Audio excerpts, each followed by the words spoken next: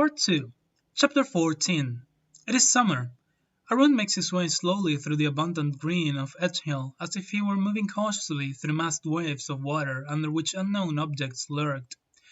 Greenness hangs, drips, and sways from every branch and twig and frond in the surging luxuriance of July. In such profusion, the houses seem as lost, as stranded as they might have been when this was primeval forest. White clapboard is most prominent, but there are houses painted dark with red oxide, some a military grey with white trim, and a few have yellow doors and shutters, or blue. These houses of colour seem both brave and forlorn, picture-book dreams pitted against the wilderness, without conviction. Outside many of them, the starred and striped American flag flies from the post with all the bravado of a new frontier.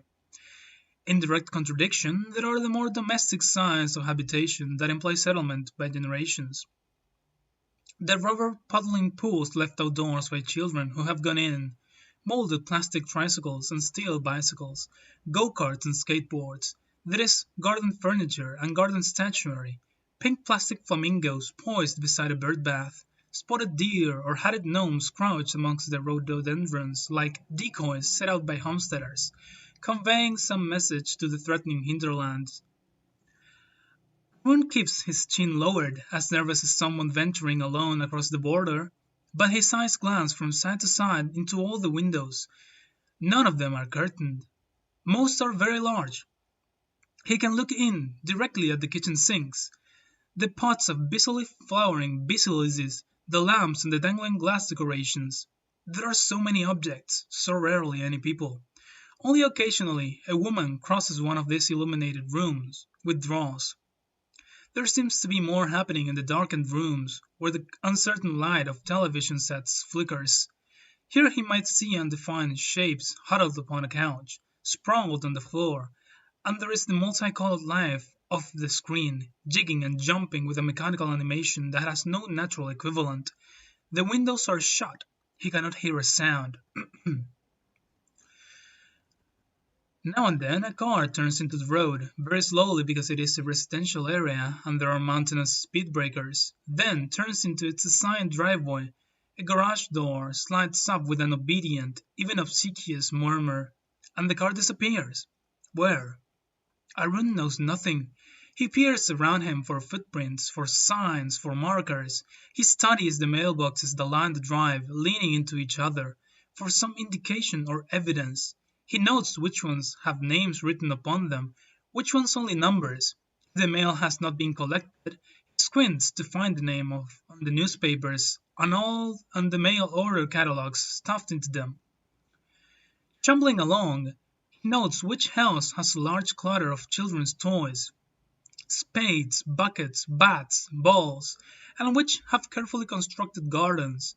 The small beds of bright flowers, stone-edged and stranded in huge stretches of immaculate lawn, the clipped hedges, the bird feeders watched over by murderously patient cats that seem painted onto the scene in black and white. Tucking his chin into his collar, he ponders these omens and indicators.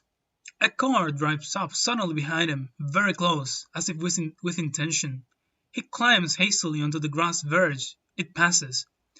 Why had it done that? Are pedestrians against the law in this land of the four-wheeled?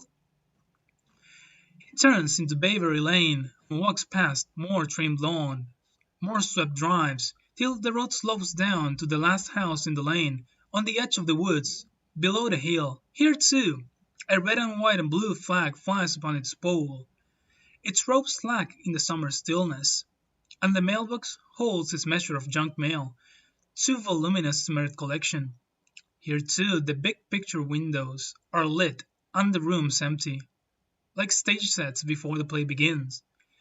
Is there or is there not to be a play?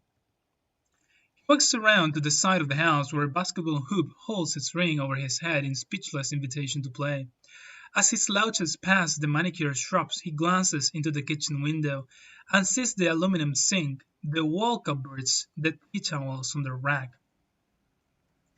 Mrs. Patton is there. She is unpacking several large brown paper grocery bags, placing cartons and containers on the counter, slowly and thoughtfully putting away each item after several minutes of holding it and considering it.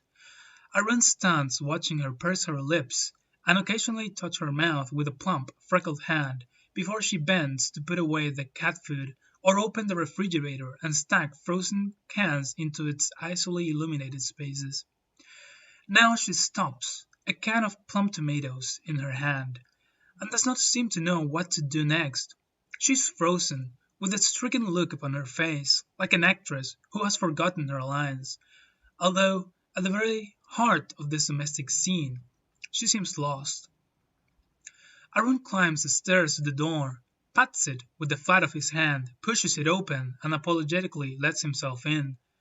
"Aaron!" she exclaims, with a little scared laugh. "Oh, Aaron!" she repeats, trying a different tone, less alarmed. "I'm glad you're back. Dad gone home early. He's on the patio cooking dinner." Aaron nods, morosely, since this means it is to be steak again or hamburger. The odor of raw meat being charred off the fire ought to have warned him. It is the pervasive odor of the entire suburb on any summer evening, and it had not struck him that the Pattons were making a contribution to it. Mrs. Patton notes his expression and gives a little groan. "What will you eat, Aaron?" she worries. "What will we eat? You and I." "What will they eat?" He looks back at her dejectedly. Neither is capable of changing the situation. Somehow, he has found the one person in the land who is in the same position as he. That makes for comradeship. There's no denying that, but it does not necessarily improve anything. They both stand, staring at the can of plum tomatoes she is holding, as if it contains the answer. Becoming aware of his gaze, she brightens. "There was a special offer at the food mart," she confides. "3 for $1.